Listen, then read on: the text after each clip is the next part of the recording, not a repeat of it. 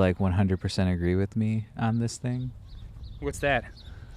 Now we're starting. So I've noticed that at this place, I'm not going to say any specifics, so I don't want to give it away. But I'm going to guess heaven, but continue. There's this business up in the sky now. So the Catholic Church. There's this business that I've noticed something shady going on. Where it seems like they're double taxing on items. So like they'll ring up an item, they'll punch it in, but then it like automatically gets boosted up a couple cents, or like and then they'll charge you a tax on the total at the end. They're not just hitting the inflation button on the register, like inflate. That's what that giant eye is. Inflate the cost. No, but and so then I noticed that, and then a few times I would pay in cash, and let's say if my change was 86 cents, they would only give me 85. And I was like, that doesn't add up to me. Let's find out about this.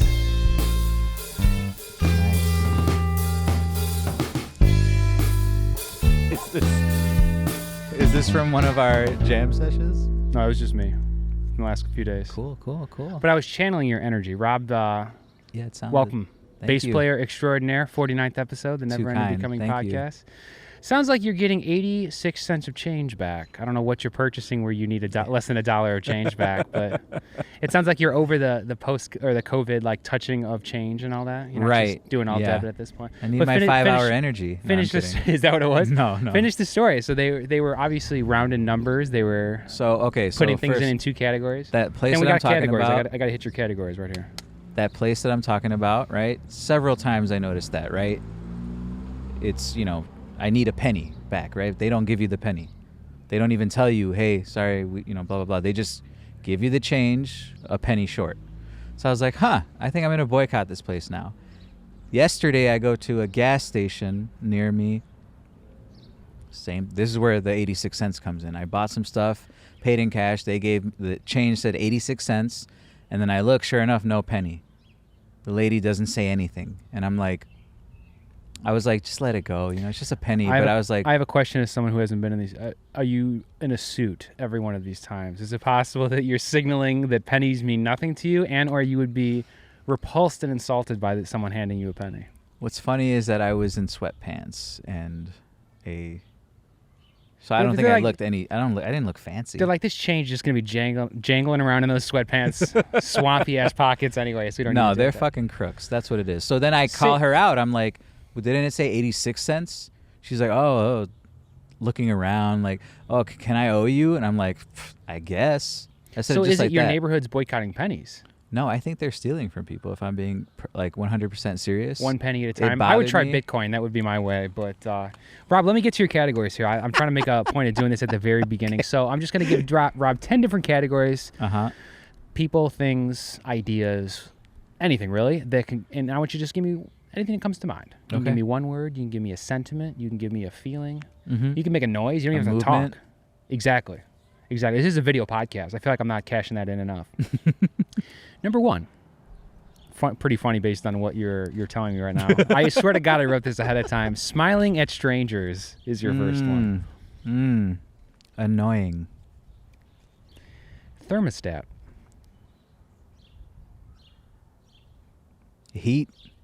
A penny. No. Third one. Vengeance. Syringe. Vaccine. Yeah. I was wondering for this one. I'm like, normally syringe has like a pretty bad connotation. Yeah. But is it possible that the vaccines have flipped the script on how we feel about syringes, which you're hopefully helping me prove? Yeah. Beatbox. Mouth. You did it a little bit. Yeah. I also want to see how many of these like prime you. Yeah. Like just force you somehow to do it. Beatbox. Painting.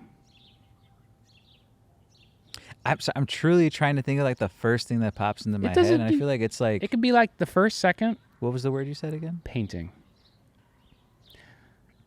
So you can skip the most natural, and you can go to what you think you should say, what message you want to convey.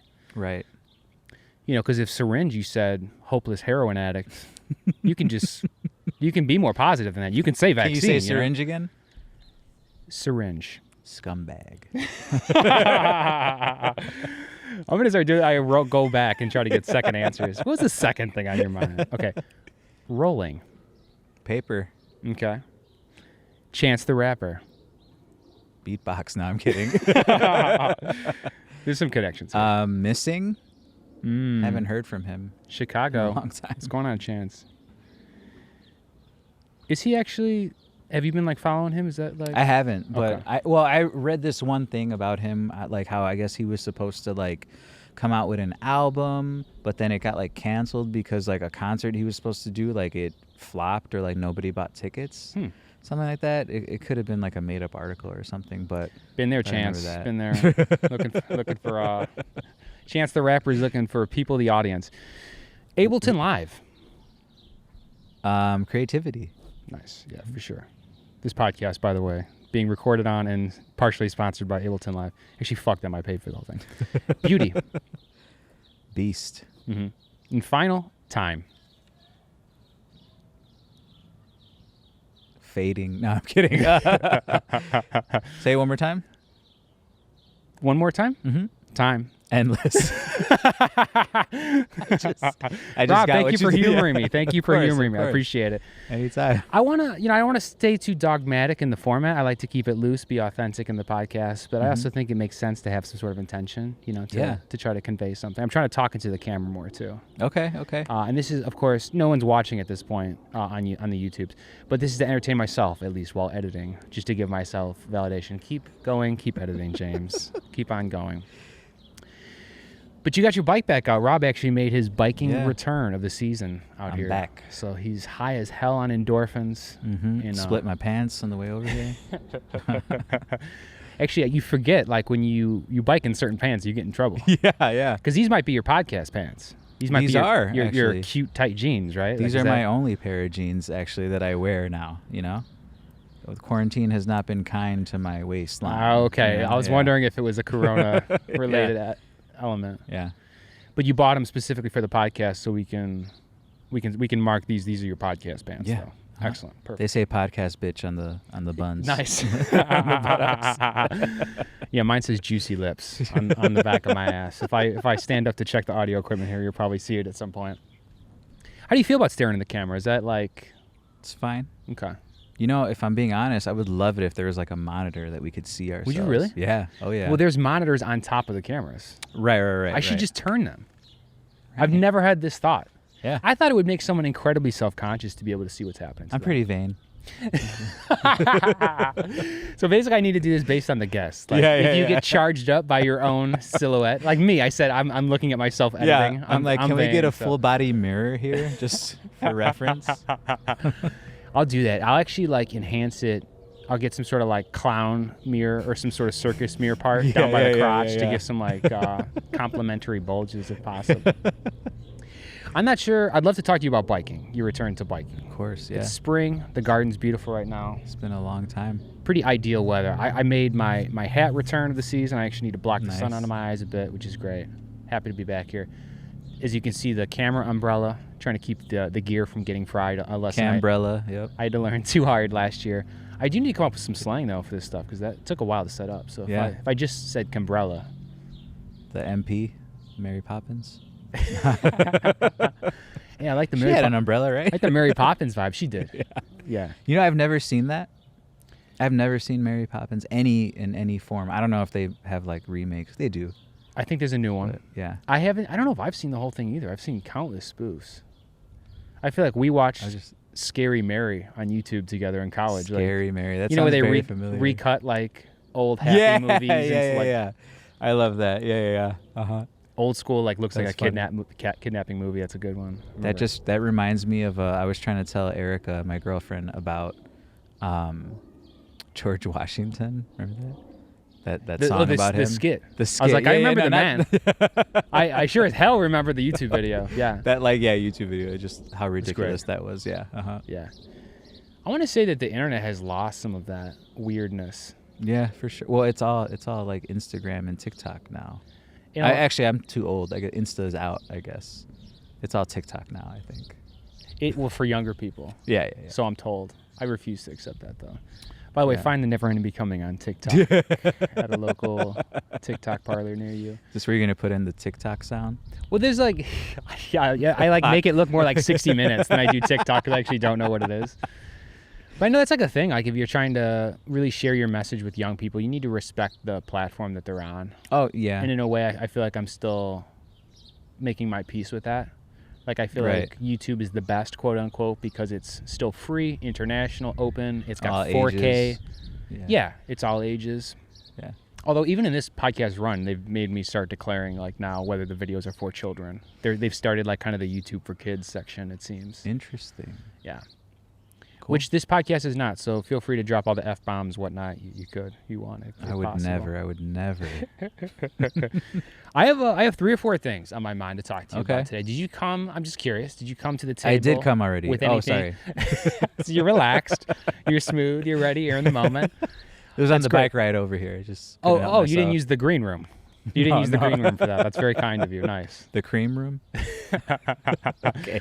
The bike ride's probably better. No, do you want to talk about Jackie on a bike more? I'm sorry. Did I cut that off? I was just like, okay, bad joke. Stop. I was talking to myself. Yeah, we're policing. Yeah, self-police. Well, we're learning. This is Rob's first podcast of 2021. In a while, yeah. I like still need to remember how to talk to people, you know? Oh, dude, that's for real. Yeah. Yeah. Like it's a struggle. I have nothing else to say on it. It sounds like you're off to a good start with the pennies, with the gas station workers and whatnot. Like that still pisses me off, man. This is my fucking money. What gets me mad is that they don't even say like, hey, sorry, I'm out of pennies. I would, even if it's clear that you're lying, at least you're trying, you know? How petty are you willing to be over this penny? Like, will you go pay now with 85 cents worth of pennies? Like, will you give them exact change and then be like, here, in case anyone needs a penny, and give them like 85 little Lincolns? That's 100% accurate. I was about to do that today, I swear to God. I was going to go to that gas station, buy the exact same items, and bring 85 cents back. Oh, I'm sorry, I don't have. I'll owe you. Are you willing to tell me what you bought when you got that change? What'd you buy? So keep in mind, I want to know if they judge. I have been eating healthy lately, but yesterday was just a day of weakness. But no, that's all right. That's why I was like trying to hedge it. What were you going to say? I got the 25-cent bag of Flamin' Hot Cheetos. Okay. And then the Flamin' Hot Cheeto fries. So 2 of those bags. Okay. And then 2 top ramen, the Maruchan, those like that you instant in the styrofoam cup. 2 of those, and then the chips. That's it. And it was, sorry, I can't do the math right now. It was $3.14. That's what it was. Okay, so you're giving me great context. Paid with 4 singles. That makes okay. Mm-hmm. Is it possible you think that if you had bought a different combination of things that they would have respected the penny a little bit more? If you were buying like a leather briefcase at the gas station, yeah. They have the best. I don't know, what, Italian silk tie or something, you know. Or it's like, hey, my car broke down. I need this motor oil to blah blah blah. I see what you're saying. Yeah. Like more of a virtuistic thing than like. No, I think they do that on purpose. Yeah, they definitely don't care. You know, I was just Yeah, you have a strong concept of reality. But they would have screwed you either way. But I do understand how ridiculous it is that I'm even bringing it up, because let's say if they do that to everybody, every day, every customer they have, they steal a penny, you'd have to have 100 customers to get $1. It seems like that's bad marketing. But they're not going to get 100 fucking people who pay specifically in cash in one day, right? You would say that's a lot? That's why I'm wondering, like, if it has to do with the cash thing, because it's Corona times, maybe money's not circulating. Maybe. And they're actually like pretty tight for money. If it's just them being like, any motherfucker who pays with cash, we're just gonna screw, because 90% of people are debit card, whatever. Yeah. Or the people that drop in some real coin, they're actually gonna put some gas on a card, whatever it may be. Right. We don't have to stick on this though. No, I know. It's just, I think to me, it's just my ego getting to me and being like, you motherfucker, how dare you try? Well, we have been alone for a year, and I've been thinking about, in terms of me entering society again, how I need to like curb it, because I've like been driving a few times. Not to say I've driven even a lot, but like I noticed like just even a year at home doesn't like take away road rage type feelings. No, man. Like it's not that my patience level is at a high level. I'm still like, brought up the quote to Matt last time that next time you're in traffic thinking like, oh, there's fucking traffic around me, think you are traffic. Yeah. You know, you're very much part of that thing that you're separating yourself from. And I feel like a lot of misery does come from there. Yeah. And I definitely need to sort of assimilate my own identity and ego with like a collective feeling, a society, if you will. Right. Considering now we're vaxxed and ready to rock, I'm really glad you said that. Like, just thinking more about like us being a society. Like, I get so upset when people don't signal when they're driving. Where it's like blatantly you're just not signaling. Like, you're just coming up to a light, you slow down, come to a stop, and you just don't even signal. Yeah. To me, that's like just unsafe. And the fact that like we're all in traffic, we are traffic, you're gonna make the flow of traffic better if you just signal ahead of time. Very much related, because people are like, they know where I'm going. I'm going this direction. I'm traveling, but it's like an ego thing. Like you're thinking about it from your perspective, not realizing that there's like a collective intelligence that's trying to be intelligent. Yeah. And that's not trying to be a collective ignorance. Yeah. Right? Where people not signaling, not knowing even what's happening. But having said that, I have been trying to be more like before I would beep at everybody, or be like, God fucking damn it, and now like the most I'll do is I'll just like hit the steering wheel like, and I'll be like, just relax. Cause like, I was going to hope you tell me you have like an easy button that you hit on your dash. Like the Staples easy button on your. I have a self-driving car now, so I have it take over. What are we going to do in the age of Tesla? Yeah. When you want to flip out. Yeah. Sorry. You just sparked another thought. Speaking of Tesla, Elon Musk, SNL. Fellow SNL fan. So Rob, I'd love to hear your take, because number one, I think he did fine.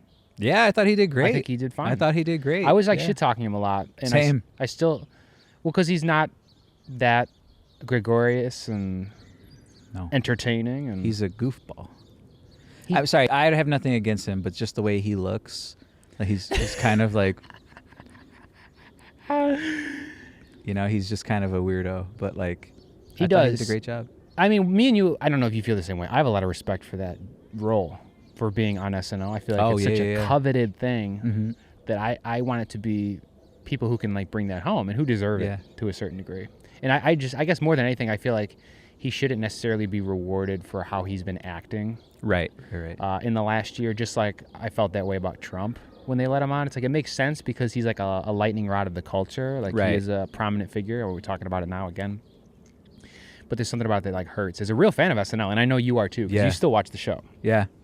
And I think I started like, I always liked it, but it's like one of those things when you're younger, or for me, I don't want to speak for other people, but for me, like, it was just kind of hard to watch it, like as a kid on a Saturday night, like I just wasn't there in front of the TV to be able to watch it, probably like out doing something, or like my dad's watching the TV. But now, like, I think for 2 or 3 seasons I've been watching it like religiously. Yeah, you like, have. Like where was Elon's episode in the canon of the last 3 seasons? So he actually was the first episode back from their break. They had like their spring break or whatever. You give me real commentary. This is great. Yeah. You know what you're talking about. Uh-huh. And actually I wanted to say I was really impressed, because I told Erica, like, he's not like, I'm sure he's creative, obviously, but like that doesn't mean you can be a good performer. Right. And I was blown away truly, like how he has great wait time. Like that's the one thing I told Erica, that's the one thing that fucks people up on SNL, is that they get nervous and they feel like they can't just wait for laughter.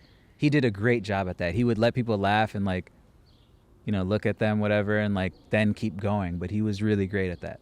I find this very interesting because in the last podcast, just when the promos had been released, I specifically said I was worried about the fact that he would not have good timing. Yeah. Because you do get extremely nervous when you're not used to being on stage in front of a crowd, whatever, or at least trying to entertain at a certain level of pacing. And you just want to rush through your material because you're so insecure with the quiet moments. Yeah. You can't handle the silence. He did seem to find his footing, though. And, come to think of it, he has spent quite a bit of time on stage. And, I was going to say that, crowds, so. Giving speeches and whatnot. His promos, though, he was, like, rushing through the lines a little. Oh, really? I felt. At least one of them, it was, like, the classic, like you're saying, wait time problem. So that's funny because I never watch the promos. Just because, like, I don't watch, like, part of it is, like, not watching actual television. But also, for some reason, I don't, like, go and Google, like, promos. Instagram. I don't know why, Instagram got me. No, I just think it's funny. Like, I should be watching those, like, to get excited about it. But yeah, not necessarily. I mean, I was sorry. That sounded like a slam against you. I wasn't. No. Look, I was specifically like looking out too. You know, I was interested to see how this was going to go. Sometimes you just keep scrolling through that stuff. Yeah. You don't even remember, right? But it was something I was like curious about. Yeah. Because I have a lot of respect for that show. Mm-hmm. And for the fact that they could choose anyone in the world pretty much as a tastemaker to be on there. And yeah. They chose him. That reminded me of... No, he did do a really good job. And even like... He was very clearly trying to brainwash like young men the entire episode. He had like a Nintendo sketch. And it was just like definitely like his like recent brand of like trying to cater to young male meme culture online, which, you know, I get to a certain degree, but I sort of feel like he's doing an impression of like how he wants people to see him. And I think people with real strength have the conviction to just be who they are, regardless of what, you know, may be hot. Absolutely. Yeah. Or convenient. Yeah. And I don't really know anything about him, you know, besides Tesla, and he wants to go to Mars or whatever. But yeah. That's still valuable. Like, yeah. Because everyone, you know, there's no one concept of Elon. He means different things to different people, especially because people deify him like some sort of cult of personality type figure.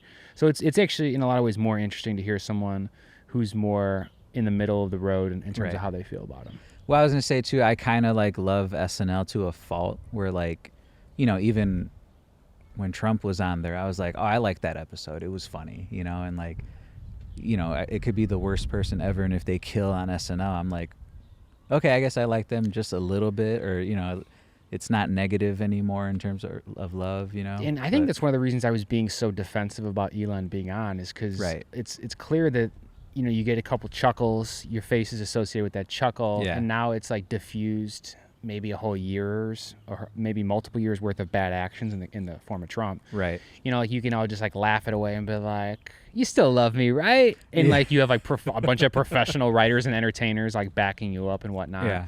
And you do get a halo effect from it to a degree, which I think is another reason I like want it to be people who are like deserving. Right. You know? But that's just not exactly how the world works. Yeah. Yeah. Can't be Mother Teresa's only on us. So no. A few things I want to talk to you about. I'm actually going to run through them right now, and then we'll hit different ones. And of course, we can just talk about Elon being on SNL. We could talk about biking. We still hit some of that. Just one quick thing too. The reason why I think I kind of liked him a little bit too. He's married to Grimes. Absolutely, I love Grimes. Yeah, same. Me and you saw her at Lollapalooza. Yeah, that was great, man. Yeah. After she just had her first album out, she was great. I think about that a lot at that concert. When she came on and like she started playing her first song, the crowd moved up like, I swear to God, man, it was like 30 feet. I mean, 30 feet's not that much, but it's like, you know, what, more than this yard? Probably a little less than this yard. It was exciting as fuck. But it was like instantly, and I'm like, oh, shit. She's a real rock star. You know, she's a real talent. I love people that write their own music. Yeah. She's very independent, too. She like made her first album totally by herself. That's awesome. That is something that confounds me. I'm like, oh my God, he's with Grimes. Grimes is so fucking cool. How is this possible? But it's confusing. That's never a good sign though. Like when you're like, okay, I like their spouse way better though. Exactly. They seem like way cooler of a person, whatever. Yeah. Can't judge people based off that, of course. Who knows? Okay, so first thing about how this concept of how post-corona has been starting to sound like when I win the lottery. Everyone's saying like, after Corona, I'm going to do this. After Corona, I'm going to do that. Yeah. In a way, this is like one of the first episodes. This is like the first episode where I'm sort of vaxxed, and it's like post-Corona. We're even sitting sort of close here. Yeah. So I wanted to kind of dream with you a little bit. I wanted to have that one of that last moments of feeling like, you know, what is it going to be like? I kind of like wanted to have that wonderment, you know, maybe think about different projects you were going to work on. We're going to work on together, collaboration options. Yeah. Other things being impressions and acting. Impressions? Doing impressions of people, knowing how to act. Right. You already gave me some good info on timing, so I know this is going to be Yeah. I want to ask you about your studio that you set up at home. Yeah. Okay. So I know you've been producing a little music. You got like a little room, a mini room studio, closet studio. Yeah, my Cludio. Your Cludio. I don't know if you need any. I'm trying to think of the Mary Poppins umbrella thing for trying to use the umbrella, cambrella in your Cludio. And then final thing is just going to be about like the concept of hard work, but we'll probably be hitting that throughout. Let's start with the studio. Let's start with the Cludio, because that seemed to pique some interest in you. How's that been going? Why don't you explain where you were in terms of making music pre-COVID, and then kind of how you grew for your production side? So pre-COVID, like I wasn't making any music unless it was here with you, you know? Like I didn't record at home, like mainly because, you know, I didn't have Ableton. I could have used GarageBand, I guess, but You've been playing bass and drums for like 15 years. yeah. You had some music background, occasionally had the drum set up. Yeah. You usually had the guitar and bass, guitar as well, of course. Guitar was the main instrument that I would play. Yeah. And then, like, you know, I got my thumb injury, so it was like, it made it really hard to play for extended periods of time.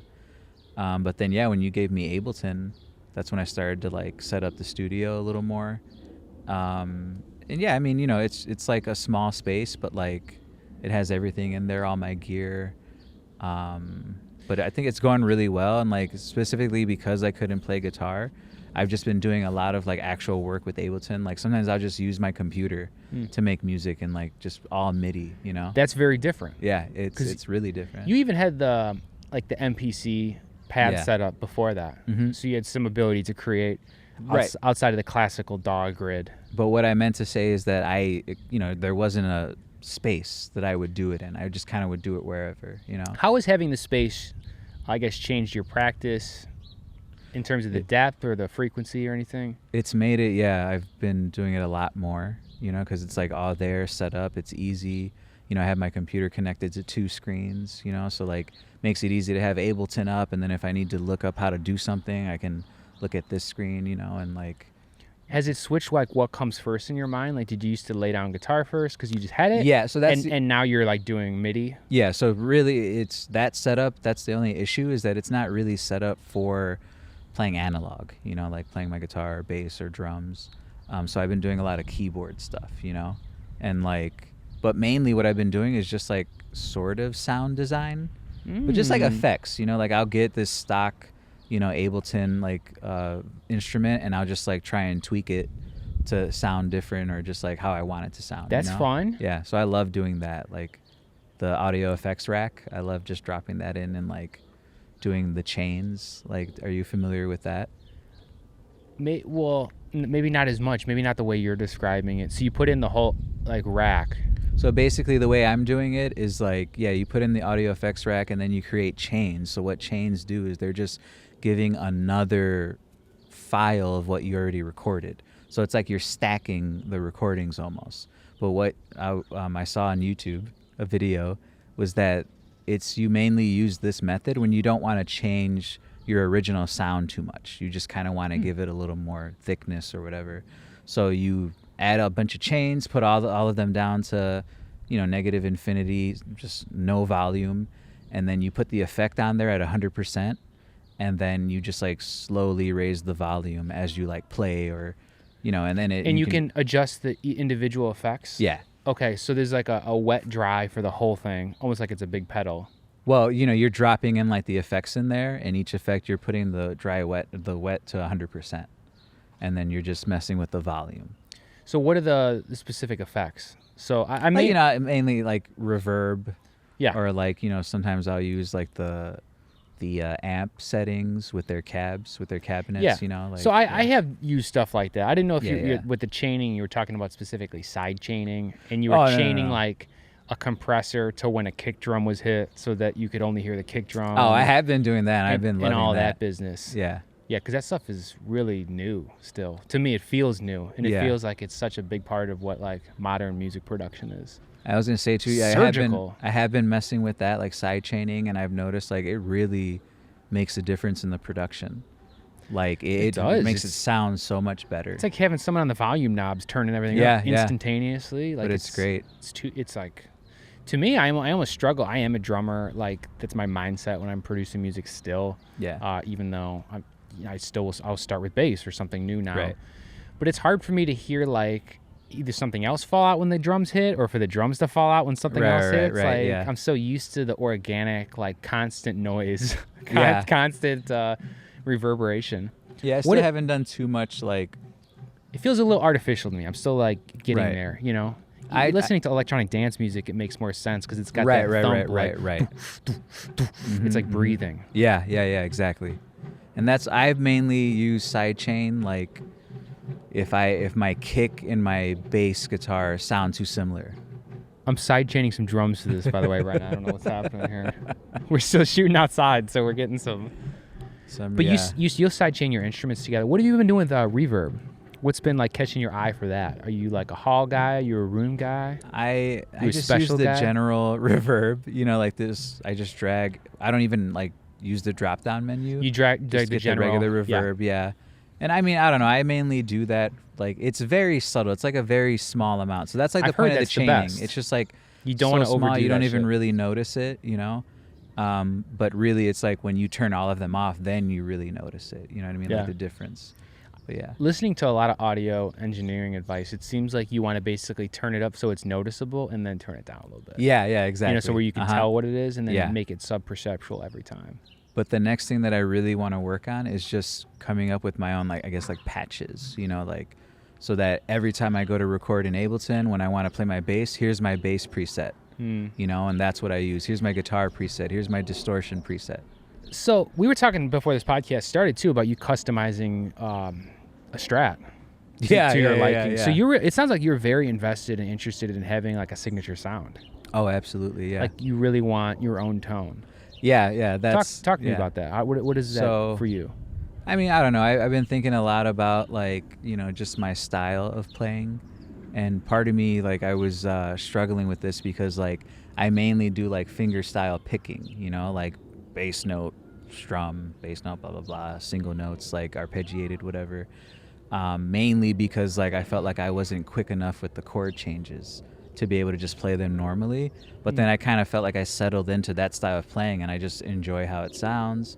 I think it does give me a little bit of uniqueness because my timing is not like perfect. So I feel like I do sort of like unique inflections or like weird timing stuff. But yeah, I think so. This makes sense. So the Strat amendment that you were talking about was actually putting a bass pickup on there. Yeah. So if you're doing like a thing where you finger pick the bass part, maybe the bass string, and then you're playing maybe syncopated, arpeggiated type on the higher strings, it makes a lot of sense then that you want to give real good credence to both of those tones. Yeah. That you know, thummy bass, right? And fat low end. That's what I want. Like just, and if I was thinking about this like a lot, like I kind of want, you know, like you said, I want to find my own sound. I kind of want it to be like finger style guitar, but with a really fat low end and like distorted like high end. So it's like a crunchy like type of like distortion, but like I'm still playing like finger style, where normally you wouldn't hear like that kind of playing distorted. You know what I mean? That would be very fun. Very fun, especially if you're playing alone. You know, and you're able to kind of not only play two different instruments at once in a way, but also kind of have two different audio effect fields. Like a kind of a distortion-y, like high energy, but also like maybe a smoother bass or something, right? Yeah. Interesting. How has having the closet, the Cludio, how has that sort of changed your quest for your new sound? So I mean, or has it opened any doors? It's made it like way easier for me to like think, because you know I still am like a rookie in sound design, or you know just even like knowing like different tones between guitars and stuff like that. I haven't really just studied that a lot, but it's, you know, being able to use Ableton and like record something and then just like sit there and like, so that's like one thing that I love doing that would drive I think normal people crazy. Like I will play like this one chord progression, you know, even if it's just 2 bars, and sit there for like hours, like putting this effect in, tweaking it, taking it out, putting this effect. Like I'll do that for hours and just like until I finally get like close to what I want. That's cool. You know, it takes a lot of conviction. So I love that. Yeah. To know where home is. And it can even still drive me a little crazy sometimes, because I'm just like, oh shit, what time is it? 7? Okay, let me just do it for a little bit more. And then I look at the clock again, it's 9:30. And I'm like, oh shit. Like, well, a lot of times when I'm doing stuff like that, what you're describing, where you have like a track you're just looping, whatever. Yeah. And you're playing with the sonics of it. I feel like I get so lost. Like I'm like, yeah, this is good. Yeah, this is good. And I genuinely am interested each like direction I can take it in. Right. But then it's hard to be like, well, what was the initial point of this, right? Yeah, or like, where was I trying to take this to begin with? Yeah. And I guess like you saying that made me think like, then there's also part of me that wants to like just be like, use Ableton as like a tool to basically get a reverb pedal, you know, get this pedal and that, and have it so that I can have that sound live, you know what I mean? But have it so that I don't have to rely on the software in Ableton. I can just replicate that through all of my gear, you know, and I think that's like what I want, is to be able to say, yep, this is all the stuff I need to have my sound. I'm good to go, you know? That's very important to me too. I'm not going to pursue anything at this point. I don't think I can do live. Even if I... Right. Playing guitar and singing, I don't know if I'll ever do that live, but I still want to practice with the assumption that I could or would. Yeah. Because it just, like, emotionally, it seems so different. Yeah. Than some sort of like studio perfection thing that you could never obtain. I was going to say, it'd be great if you learned to sing while playing the drums. I think that is the coolest fucking thing anybody can do in music. Singing and drumming? Yeah. Anderson .Paak, he's like a god to me. He is amazing. I love Anderson .Paak because of that mainly. He can play the drums really well and sing. Like, I think that just takes so much coordination and skill. It feels like it's the closest to dancing. You get the most out of breath. Yeah. Probably, right? There's something there. Yeah. Where it's very athletic. Yeah, it is. Just singing in general to me is like a little, you have to have some, you know, good lungs, I feel like, to be able to do that effectively, you know? I would love the challenge. I haven't found like a project or a pathway that has brought me there. Right. Even though I have drummed for so long now. I guess. But hey, we just talked about maybe playing those attachment rock songs. Live. I would love to do that.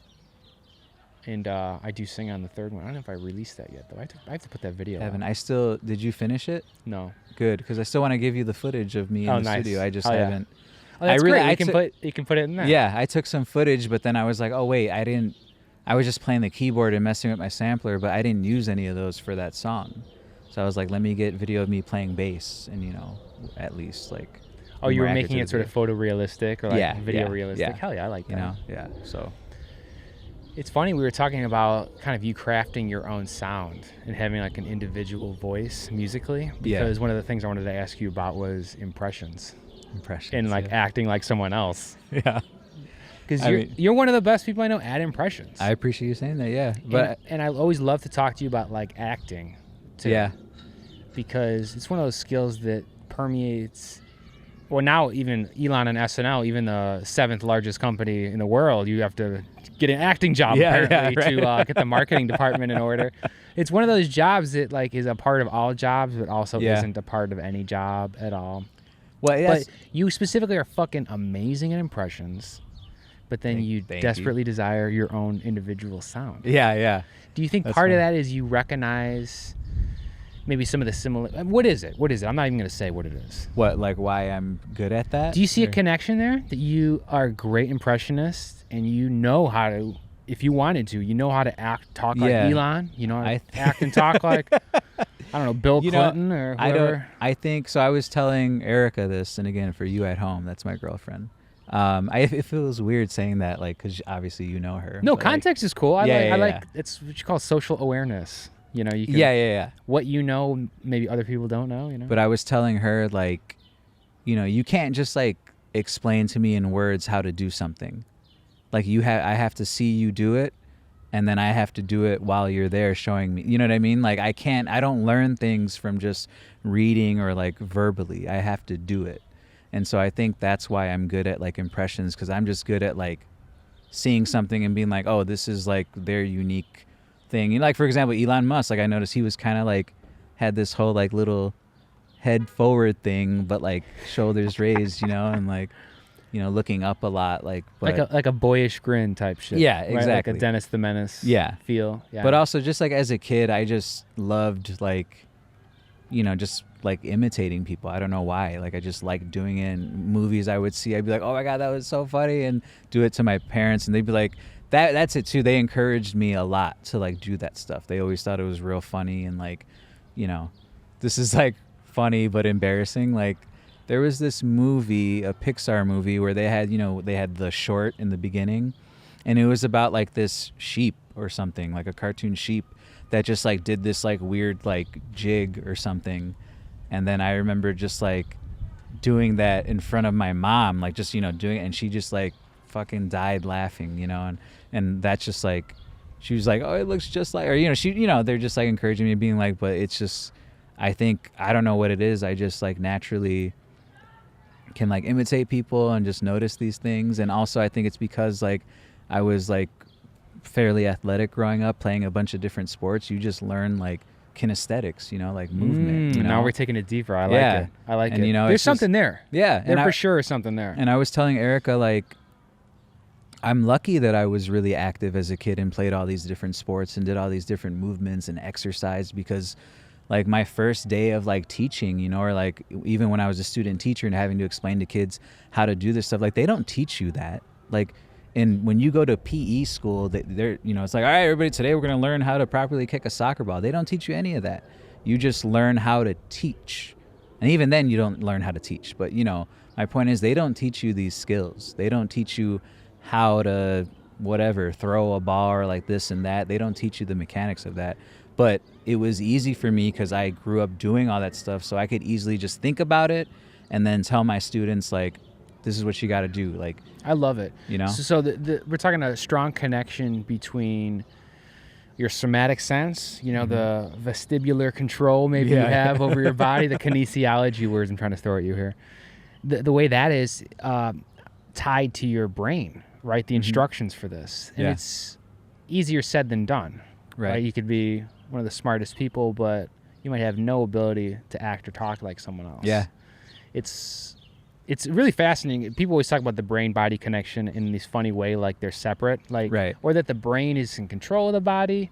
Again, like the brain is the body. You are traffic type shit, like needlessly, and then it ends up being erroneously separating these things that are inextricably connected. Yeah. But it's like that with impressions too. Now I'm thinking too about how you might have gotten to this place where you want your own voice. Right. And maybe you realize that doing impressions, it was like a cheat code for happiness in a lot of ways. You could unlock these incredible feelings of joy and levity or whatever. Just, whatever. It could be serious too, because I've seen you do like good serious impressions. You know what I mean? Like, I think on this podcast you've done Pacino at least, like screaming about the big ass Pacino thing. I can't remember. I was gonna say real quick before I forget, a lot of it too is, how like people have perfect pitch, right? And they can just be like, part of me sometimes thinks like I have nowhere near perfect pitch. I don't think, or I mean I don't have perfect pitch for sure. Sing a song like, right now. But like for example, who Charlie Puth is, the producer. He has perfect pitch. You can play something for him and he'll tell you exactly what note it is. He knows like right away. Yeah. And part of me was like, maybe I don't have perfect pitch, but maybe I have more pitch control than most people. When I took Chinese, when I took Mandarin in high school, specifically, my teacher said that I have really good pronunciation. She was like, "You're really good." She's like, because I would just repeat what she would say. She'd be like, "Loi gao." I would just say that exactly. I'd be like, and some people would be like, "How?" I'm like, "What do you mean? That's how it sounds." And that's the thing where that's one of those things I can't comprehend, like how I know how to like, sometimes I'll tell Erica like, "Oh yeah, this person's talking very from the throat," and like, or this person's like talking from their nose, and like even if I can't actually do that, I like can identify like that sort of sound. That's very astute. You're able to embody it. Even just from sight. Yeah. It's just, and again, it's just a weird thing that I feel like I've been able to do since I was young. And part of that too, I think, is from me being such a quiet, shy kid. I never really like spoke to people. So I would just spend a lot of my time listening and just watching, observing, The power had to come from somewhere. Yeah. You probably are born with it somewhat, but there were years, you mentioned formative years growing up where you were kind of like honing this to some degree. I'm trying to think too, like the fact that you have this interest in forming your own sound, like maybe you have a deep understanding and belief as to what it takes to achieve sort of like a voice that's worth replication, right? Or a characterization in how you express yourself, and you see that you have this power in tapping into that for all these other people. Like, why can't you come up with your own? Exactly. Is part of it that? Yeah, I think so. And a lot of it too is like I've been wanting to. I told Erica, I'm like, I need to find my voice, like my singing voice. I need to find my natural singing voice, And like, it's kind of like that thing where nobody really likes to hear their voice recorded. Like personally me, I don't really like hearing myself talk on like audio. I mean, obviously audio, but you know what I mean? Like, I don't really like hearing recordings of myself. That's because you're, used to the the skull sound. Exactly, that too, you know, yeah. But, you know, yeah, I have been wanting to, like... This is why I don't like side chaining. I'm used to sitting at the bass drum and hearing the bass drum awash with all these other sounds. Not used to hearing it just so flat and straight, right? Yeah.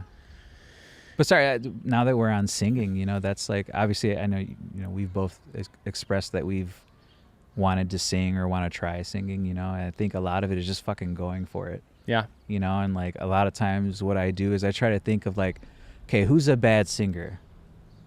They kill it. They crush. I love their music, but they suck at singing, you know? Do you have an example? Jack White.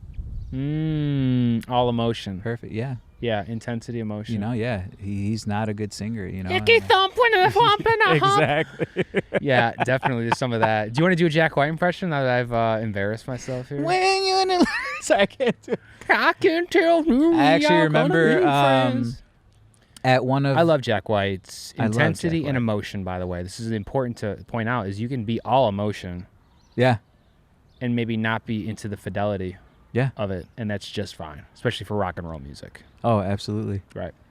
I was going to say, I got a big laugh one time doing a Jack White impersonation. Did you? Was at one of your trivia parties, yeah. No shit. Yeah. What did you say? Like, how did they come up? When you're in a little room. I did that, but like without hesitation and like much better. Yeah. But like, I forget why, because it might have been the karaoke party, the first karaoke party, and I think it was because it was one of the songs that I wasn't playing, and then I made a joke like, oh, I'm gonna sing a Jack White song later, you know, and then I did that, and the person I was talking to just busted out laughing. That is very funny. You could probably put a little skit or like a stand-up routine together of like non-karaoke songs. Non-karaoke songs. You know, songs you really don't want to be picking like for karaoke. Like no one's picking Celine Dion in this skit. You have to pick Jack White. It's like an instrumental song. You're not doing any singing at all.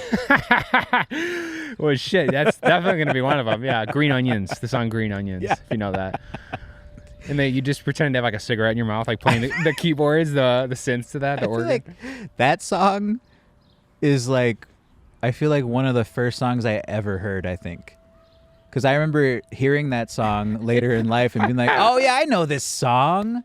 This fucking song, I know this song. It is one of those songs I feel like it could have been playing when you were born. And really, there's no way to remember because, like, I think Brian Eno has this this quote about how lyrics are a way to trick us into continuing to listen to the music. Right, that's funny. And it also does make them highly memorable. Like, then you can sort of sort it and like, this is songs about blue orchids. Plus, as humans, we love to belong, you know? We love singing along to songs. Yeah, it's the instrument you always have on you. Yeah. I always forget about that connection. Yeah. I feel like even people who say they don't like music, I bet at least one time in their life they've caught themselves singing to a song, you know? At least on a, like, American Idol, one of the contestants really caught their heart. In school, I used to love when we would do, like, group songs and, like, sing in the auditorium. There's this one song we used to sing. I'm sure you sang it too. It was like called Light the Candles. No. Light the candles all around the world. Let them shine in harmony. And it just go on and go on. Then I remember one time just being so into it, I just like belted out the words, and then the girl next to me like just started laughing because she was like, "Oh my God, you're so loud!" And it just like didn't bother me at all. I was just like kind of laughing too, but still saying like I used to just love singing with my classmates. You're getting into a different category now, which is musical comedy in a sense. Because if you were like jokingly singing, that's a whole nother level. By the way, I've never heard that "Light the Candles" song. Okay, yeah, I vividly remember that song. Yeah. Without any practice, though, can we sing it in harmony together right now? You know, I don't even know how it goes fully, but do you want to go high or low? I'll go high. Okay. Yeah. All right.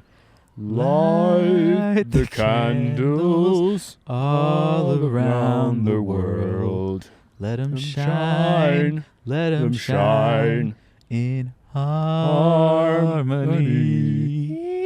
There you go. I realized I'm like, wait, I have to make a harmony joke while we're saying the word harmony. It took me a second. Harmony. That's great, though. I think that's one of the first sing-alongs on the podcast, so we're already achieving our dream, Rob.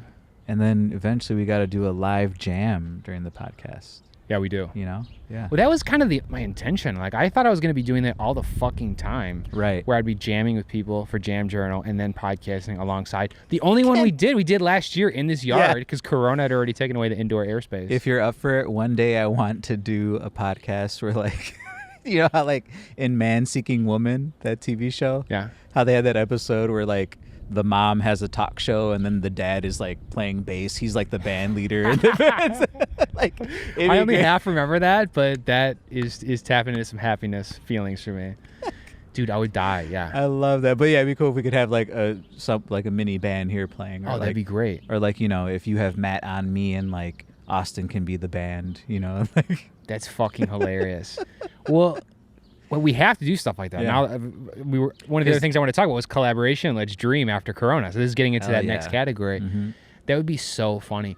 Do you think you would enjoy it more if you could talk at any time, or if there were like designated checkpoints with the band? Designated checkpoints, but also like your new thing categories. Like we could have a little categories like theme, you know, going, or like just a song. Like pick different songs for different like sections. And, musical motif for when someone's thinking. And well, I was thinking in this situation, if it's me and Austin, I would be playing the drums because then I'm looking out for those jokes, you know, rim shots and shit.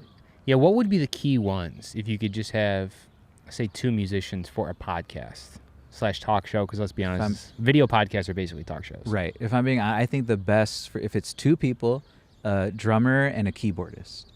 Because keyboard has a lot of versatility. You know, you can play bass on it. You can play a wide, like, you know, it's very like it's a soundboard, deep. You know, it could be you know, samples of like politicians' gaffes. Absolutely, from that yeah. But thinking about like how you said, like, you know, everybody's like, oh, after Corona, I'm gonna do this and shit. I really felt like that, you know, and like I want to start doing more acting stuff with you, like even if it's just like really quickly done, you know, or like the micro sketch thing again. Like I really want to start doing that and like just getting them out there and like hopefully like possibly shooting like a longer, like, you know, maybe 20 to 30 minute like video or something, like, you know, nice. A comedy based thing, you know, but like, and again, just it's I got a lot of inspiration from you, you know, talking about how like you wanted to do like a Mr. Show type thing, you know, where it's like seamlessly blending in and, you know, would love moving from scene to scene, you know, but like have it be really music based, you know, or like in it obviously we'll make all the music for it and everything, and you know, yeah. That's something I would love to explore more. You mentioned Mr. Show being an inspiration, micro sketches, some sort of. Mr. Show was famous for having sketches and like concepts that seemed like they had nothing to do with one another, but they would find some sort of link, between the two, maybe like a musical motif, or the fact that there's a television in both scenes, they're watching the same television program, and maybe would then zoom into the television program. It would find a way to kind of take you from world to world in a way that felt organic. Right. Or at least was entertaining. Yeah. In some way. And that was the first time I'd ever seen something like that, and I was blown away. And the it's fact crazy. that it came out in the 90s, right? Yeah, it's crazy. Nice catch. Thank you. It's crazy. No, it's nuts. This is a sun shield here for the equipment. It's hot. It's hot today. We're seriously getting some heat. It is, yeah. But back to the sketch thing, like I feel like sometimes music is always like at the table, should be at the table. Chappelle Show, another sketch, famous sketch. They had music on there. The SNL, John Mayer one, I love that. As a sketch. musician, you know, Miley Cyrus is on most recently. But something about it is a letdown compared to the sketches. Like when I'm watching an SNL, when I'm watching a Chappelle Show, whatever, if they have just straight music, there's something about it that I am longing for. Yeah. Absolutely. And I hate it because I love music. I love sketch, but there's something about it, like when I'm in this comedy mindset, or when I'm, I don't know if it's a narrative mindset or whatever it is that I'm craving in the comedy. Maybe the messages, the truth that's being depicted. There's something about it. I'm not as open to the music. It's just like a different vibe for me. Is there a way to kind of more seamlessly combine those two? Like say, if there was sort of like a sketch still going on for the musical performance, or if absolutely that's like the music itself was a sketch in some way. Like maybe you still had musical pieces in your sketch show, but they were a fucking joke. Yeah. Like it's not a real band. It's either absolutely they're dressed comically singing a comical song. It's just straight musical comedy, right? Or there was just some sort of play on what you generally see in that, which is someone, of course, in music trying to be as cool as humanly possible, which in comedy is not a good thing. You kind of want that humbleness that music doesn't always vibe with. The seriousness of music sometimes can be a real another comedy. Nice catch. Thank you, man. Damn. I'm trying to prove my hand-eye coordination on the pod. Oh shit! It's actually, you can kind of help us see how long it's been too. Oh, nice. Nice, very useful. Cool. This stuff actually isn't the worst stuff to get fried. So even if I keep this off, I'll keep putting it on. Let's see if third time's the catch. I'll keep catch practicing it the third time. those reflexes. Yeah. It's like teetering more than ever. But about that thing, like, two things. It's funny how, like you said, I do agree with that sometimes. Like if it's a SNL and then the musical guest comes on and they're boring, or sometimes you don't even want to like see it because it interrupts the comedy. But also like on a talk show. Yeah. I hated when there was a comedian on as the guest, Oh. I would always love... So it's reverse. Yeah. On a talk show, I'm always like, oh, who's the musical guest? Like, I'm excited, And then every time I was a comedian, I was like, oh, fuck. Like, psst. But like, you would think you'd want that because late night talk shows are usually funny. Okay, so let's look at it from both directions. Why is it a letdown when you want a musician to have a stand-up comedian? What are you missing that you wanted? I think what it is that usually the show itself is just much better than the comedian. I think that's what it is. Like it's you're saying that the quality of comedian isn't high enough. Yeah, sometimes that's what I think it is. But the thing is, the band in your mind is an abstraction. Like you're thinking about what the band's going to be like. So what are you missing?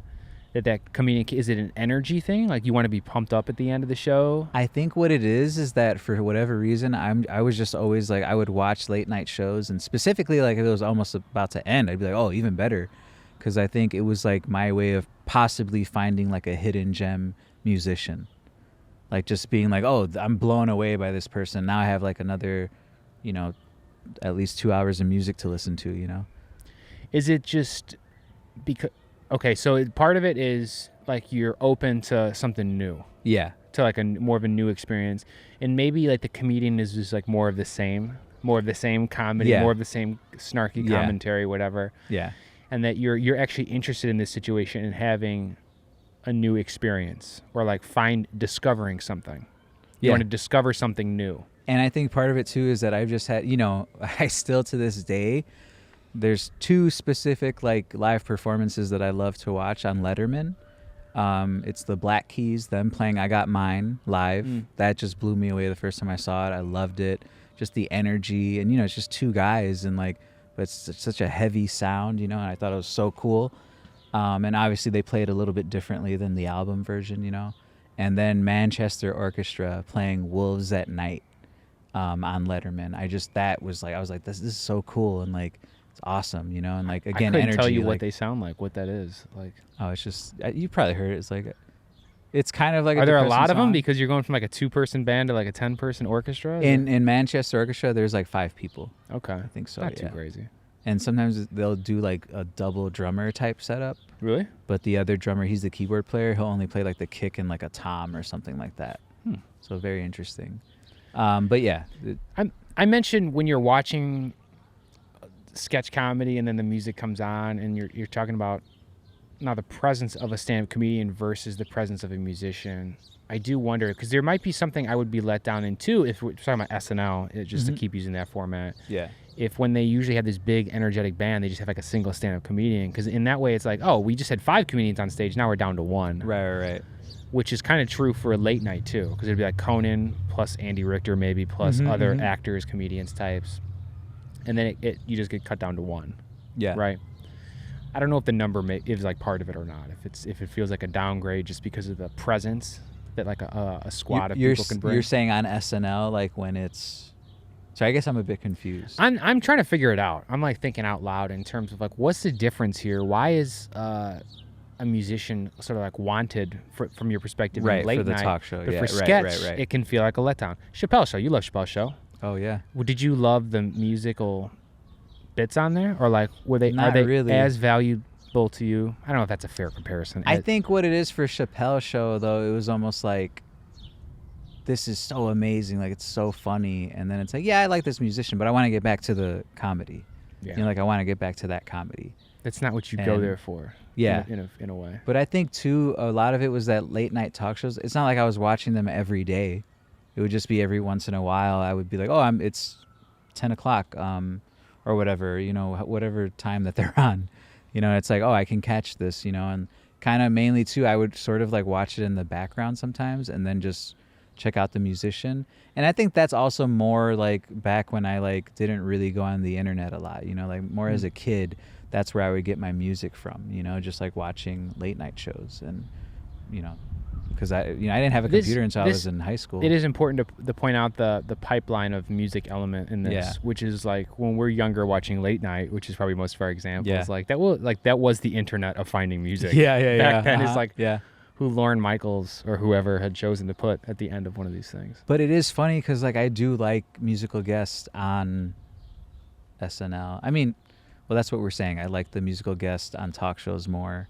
Sometimes I love it if it's a band I love. I mean, there's no way to deny a good performance from someone. Right.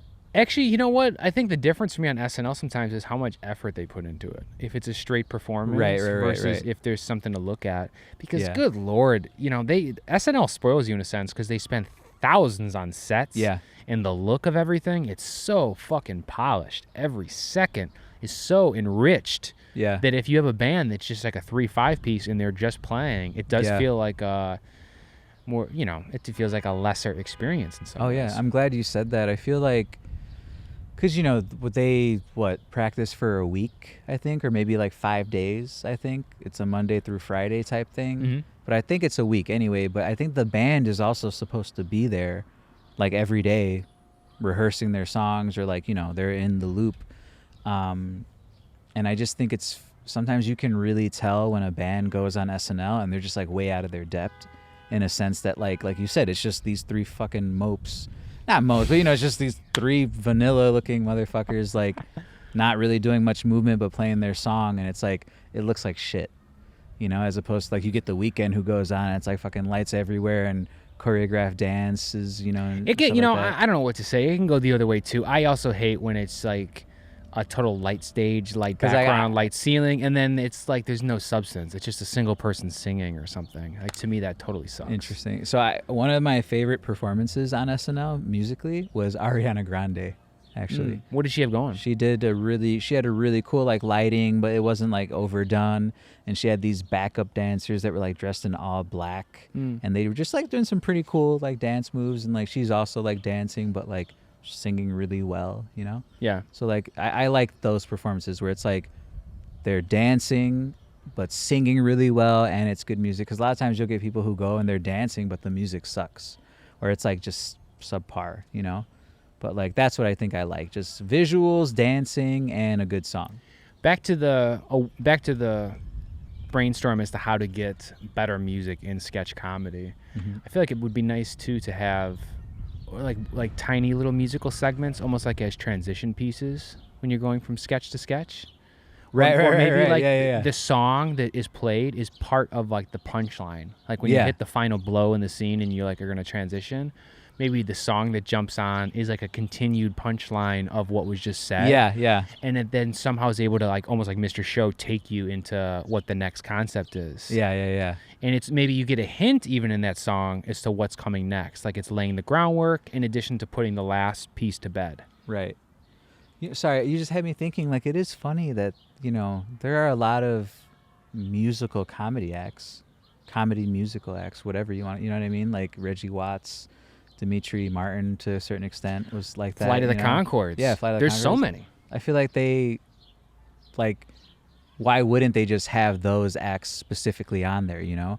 But of course, it's more political than that. You know, like, bands want to be on SNL, you know, like for exposure and stuff like that. But, like, I think SNL might be even cooler if, like, they just said, no, we're just going to have comedy music acts come on as the performance. This is kind of killing me. Have they done that? Have they had a musical comedian? I don't think so. Because that is like the perfect comparing. They might have had Flight of the Conchords on once, but that probably was the only. I know Reggie Watts hasn't been on it. Yeah, because this is maybe helping me figure out what it's about. Like it's specifically supposed to be a palate cleanser for comedy. Yeah, like they want to stop you from laughing for a second. It is a break. So, you know, it's engineered. And that's why usually they'll have Weekend Update come on after a musical performance. So this is like me trying to write an album where each song is like an amp song. There's no down songs. You know, there's no low moments. All rise. There's all rise. Yeah, that's I know. That's How I Met Your Mother, right? Yeah. But I was gonna say, and it's Parks and Rec. They reference that in Parks and Rec too. It's a tempting concept. His character. It's a tempting concept. Yeah. The concept, like, why isn't it like that? It's not, right? So that would be a good idea for an album, like a serious album where it is like maybe like slowly rising, and then at the end it's just like fucking madness, like, and that's how it ends. You know? Like each song has to be more intense than the one that came before it. Yeah. So you have to have like a decibel reader or something. Has to keep getting up. If anyone knows albums, if you're still listening at this point and you know that this has occurred, please let me know. Because I would love to listen to albums like that. That is a fascinating experiment. Because usually I feel like the format is, number one, the first song's got to be energetic. You start people off. Mm-hmm. And then you want a good second song too. But by 3 or 4, a lot of people, you take a dip. Yeah. You can take a dive. So about albums, like, I don't know why, I really like when an album starts off with like a kind of intro. You know, so for example, like Queens of the Stone Age, Songs for the Deaf, they start out with the car, radio, turning on, someone getting in the car, closing the door, turning it on, whatever. God, you are a sound designer. You know? you just want these unique audio feelings. Yeah. You know, like, or you know, like sometimes, like, for example, let's say if it's like, it starts off with like a recording of like a live band, you know, or a studio recording, but like of a single mic recording everybody in the studio. And like, you know, maybe some light, like talking or whatever. Good example. There's this song called "What Kind of Music" by how am I blanking on his name? Anyway, there's this musician, very good guitarist. Prince. He does it with this guy called Yusef Days. They made an album. Okay. Tom Misch. Oh yeah, I know him. Tom Misch. Yeah. Yeah. There's a song where it's like, it starts off and there's like a pad or synth in the background, right? So it's like starting the song, but then you hear like, you know, and it's the drummer like tuning their drums, you know, and then someone says like, "You ready?" or something like that. You know, it's just like small little bits that like make it seem like it's not like the song hasn't actually started yet, but it's like, to me, that's just like very like, I feel like it oddly can get you to focus in on the track, and like that's a chance to like pull your listener in even more. It's definitely some sort of psychological priming. Because at the very least, if you have some sort of unique stimulus, like a car starting, and then boom, you give people a dopamine rush from playing some amazing chords. You're then associating that sound with you, right? Yep. So there's definitely something there. Mm-hmm. I think I've been listening to a lot of Steely Dan at the end of the pandemic to keep things light. It's good shit. But they start a lot of songs not with like the main way a song is going to go, almost like with like a new type of musical motif, but it does have that effect where it like primes you for what's about to come. It's in the same key. Right. Maybe it's like almost like a quick solo type thing. Yeah. That's like separate from all the other things that are to follow, but it gets you so excited. Yeah. It gets you so ready for it. Like, and you know, one thing I love is like in a song where like, you know, there's a song by Tyler, the Creator, called, I forget exactly what it's called, Too Young or Too Fucking Young, whatever.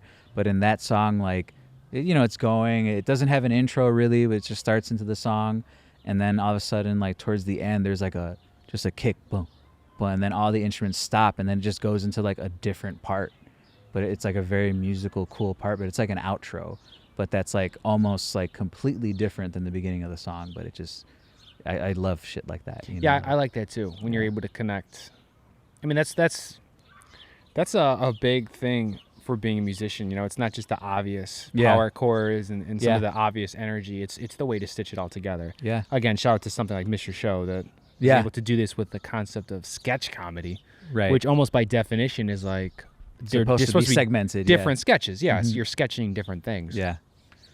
But about the album thing real quick too, and like now I've been just kind of having this like philosophy, I guess, as a musician, like your album should be like a piece of art or something, or like something that you crafted and like made fit together as perfectly as possible, you know, and it should have a theme.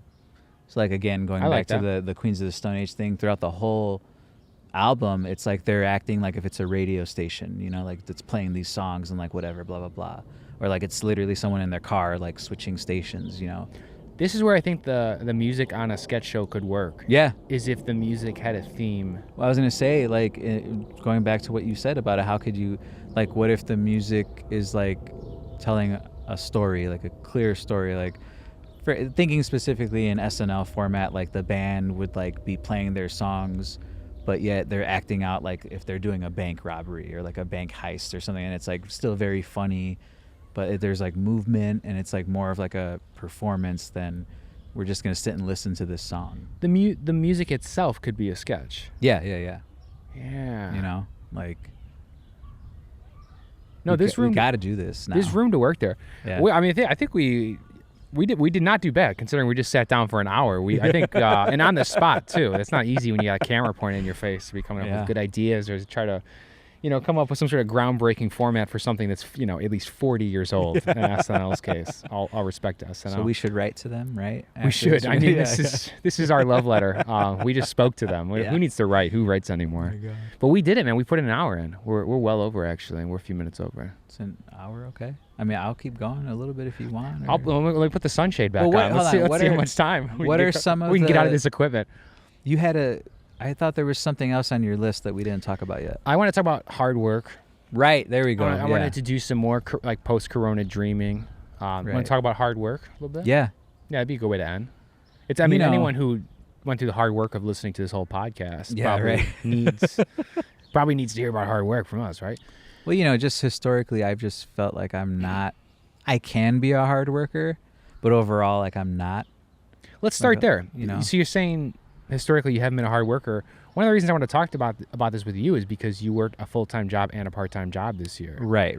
During the pandemic, Rob worked full-time as a teacher, but also worked on the overnight side. crew, at Target. Overnight at Target as an essential worker, bringing you the things that you just have to have, right? You just must have. No, but you worked very hard this last year. Yeah, I did. And I don't know if you want to consider high school a full-time job and your Brownberry, bread job part-time. It was a similar thing before, but you worked very hard this year. And I think for a lot of other people too, maybe they also did work hard, but maybe they worked hard sitting in the same chair and not moving all year. Right. For this remote work stuff. Yeah. So that's why I guess one of the reasons I was interested is because you did some of that. You even did remote teaching, Yeah. But I remember even one of our old discussions, Rob being a PE teacher, you would actually like make sure you're acting out the movements on camera. You're fully using the audio-visual spectrum to educate people. And then, like you said, you were doing overnight stuff at Target, which I know was physically demanding to some degree as well. Mm-hmm. How has your idea of hard work changed, having done so much more work than you usually do, having your hours filled? I was just going to say, like, I don't really...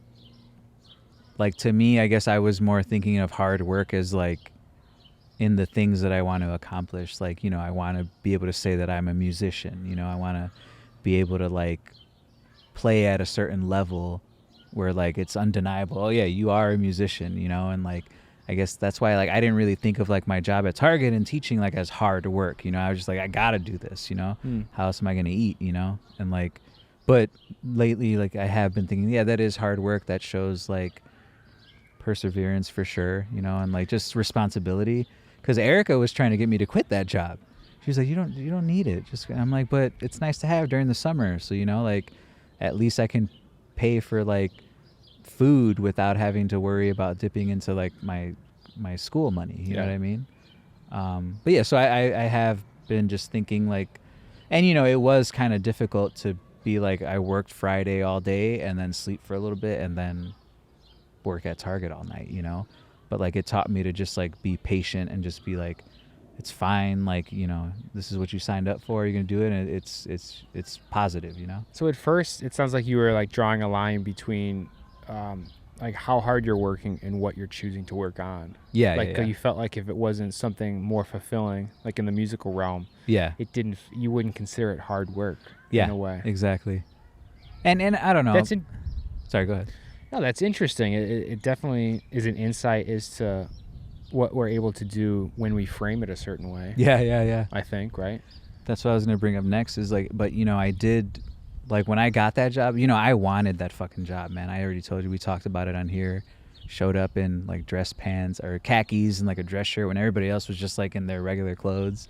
Like I wanted this fucking job, and then when I got it, I worked my ass off. Like I did work really hard and tried to be a good worker, but I also kind of was like, this is just exercise, you know? Like I'm just doing it to like try and stay somewhat in shape, you know? So like that's like kind of how I framed it. Like, you know, let me get on that truck and unload all this shit so I can like get these biceps and back moving. Dude, it's fucking smart. I mean, in a lot of ways, the modern day of people paying all this money to go to Equinox and then lift weights for really no fucking reason is crazy.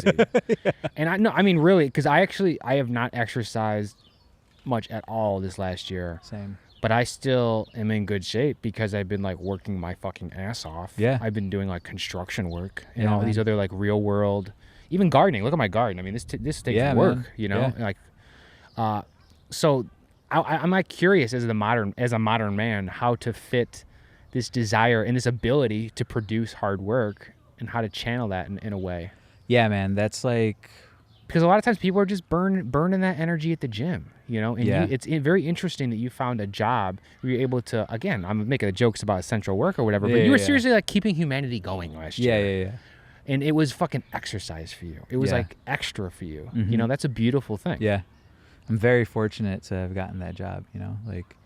And to be in a position, in a state of health where you could do it, right? Like using your vitality. Yeah, and also it's just great to like, you know, I'm honestly considering like trying to get a third job during the summer, you know, like get another job because, you know, to work on like very minimally, but just for the experience, you know.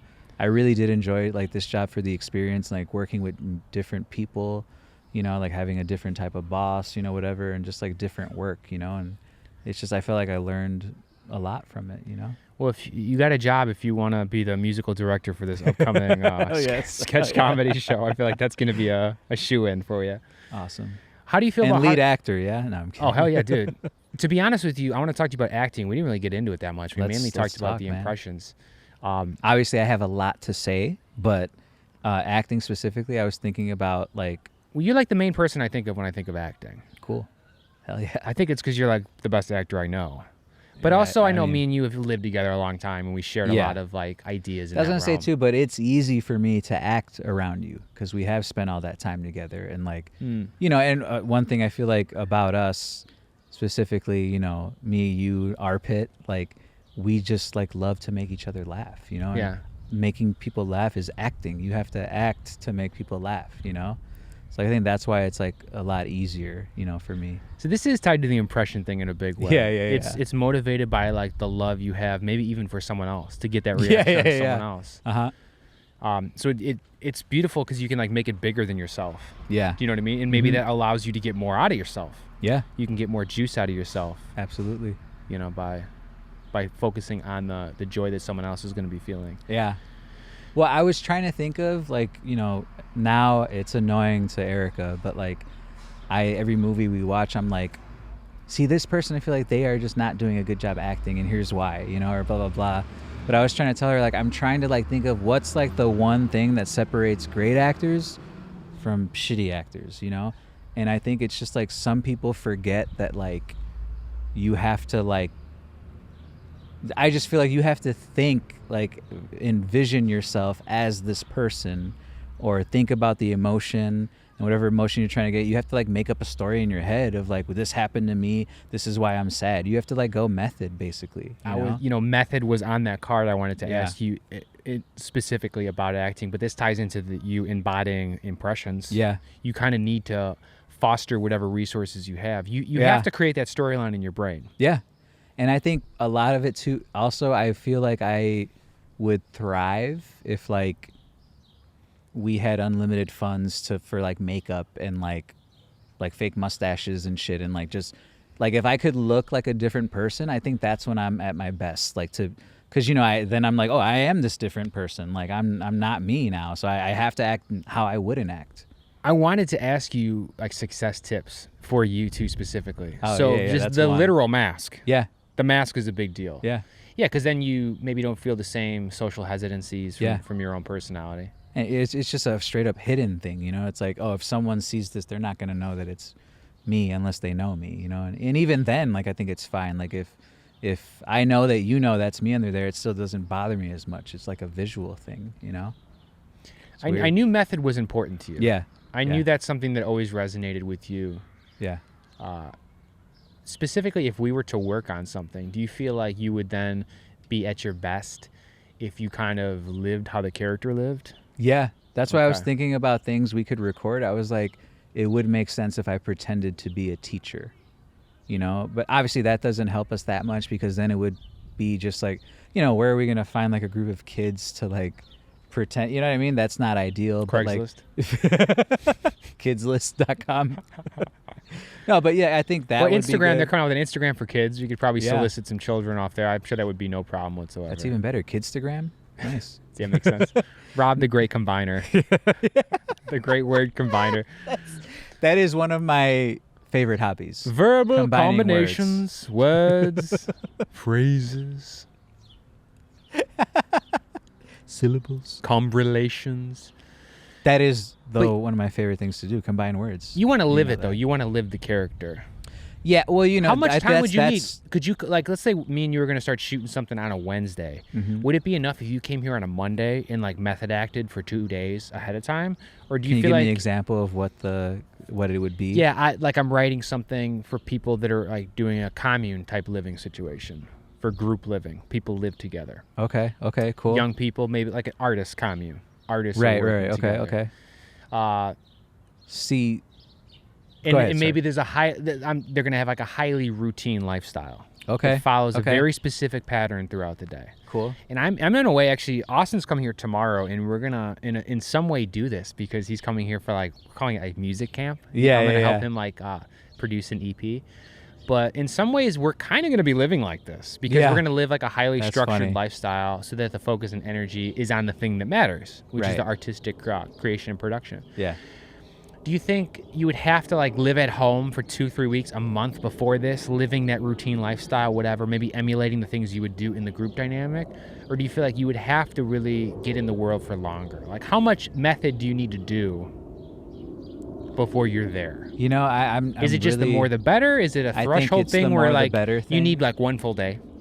You need to see it for a day, or what is it exactly? I think again, you don't have to know. No, either. Yeah, of course. I don't really know, but I obviously the more the better.